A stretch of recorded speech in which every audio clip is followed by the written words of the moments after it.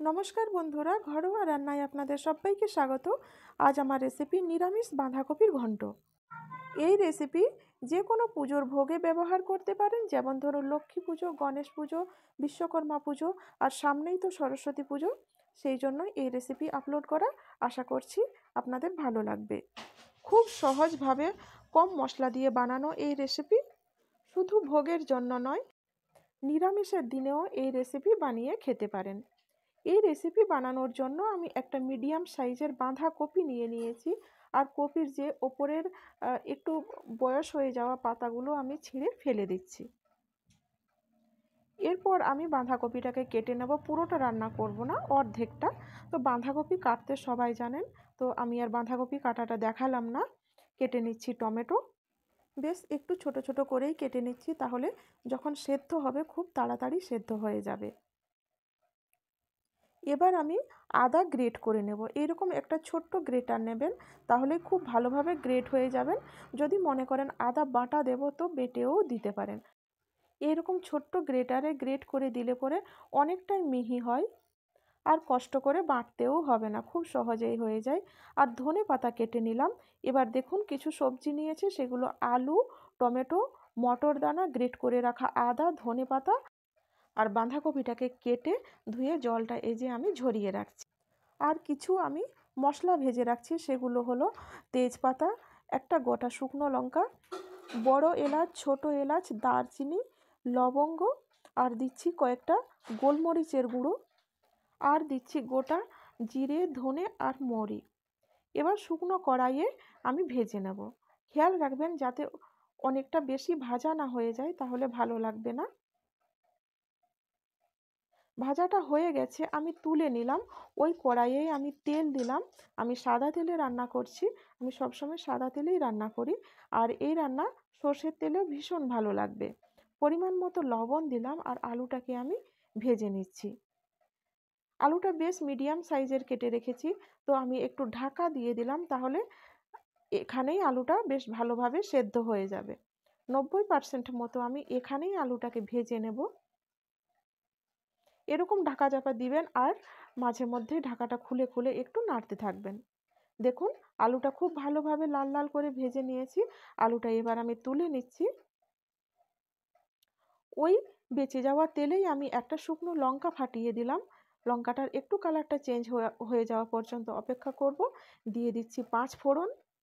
এবার আমি দিয়ে দেব গ্রেট করে রাখা আদা। আবারও বলছি, আদাটা বেটেও দিতে পারেন। আদাটাকে একটু আমি নেড়ে নিচ্ছি, আর দিচ্ছি হিং।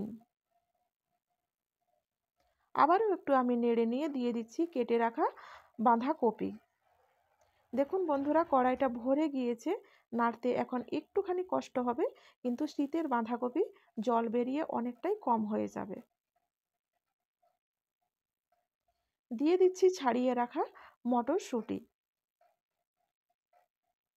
এবার দেব পরিমাণ মতো লবণ।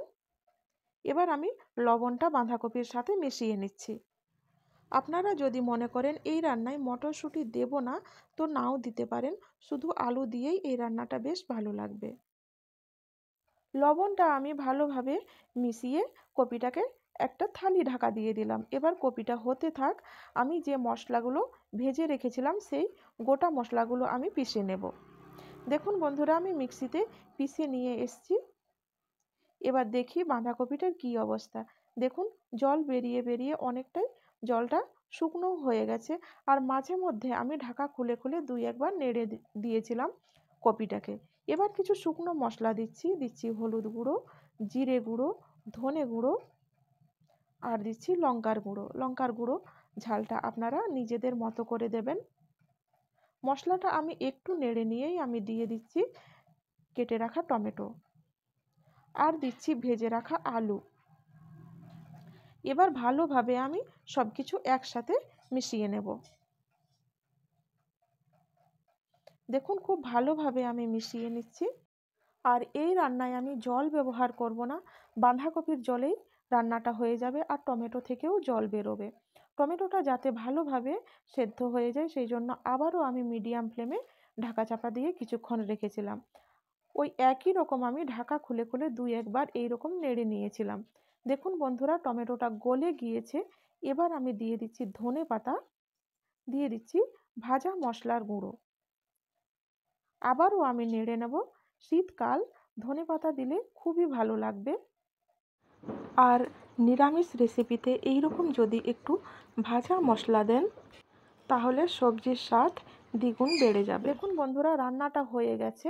কপিতে আর এতটুকুও জল নেই, আর টমেটোগুলো বেশ গলে গিয়েছে। এবার একটা আলু কেটে দেখিয়ে দিচ্ছি কীরকম সেদ্ধ হয়েছে। এই দেখুন, খুব ভালোভাবে সেদ্ধ হয়ে গেছে। আমি আবারও একটা দেখিয়ে দিচ্ছি। এই দেখুন, তো রান্নাটা আমার হয়ে গেছে। আমি সার্ভ করে আপনাদের দেখাচ্ছি। এই দেখুন বন্ধুরা, কতটা সুন্দর হয়েছে। নিরামিষের দিন বা যে কোনো ভোগে ব্যবহার করতে পারেন।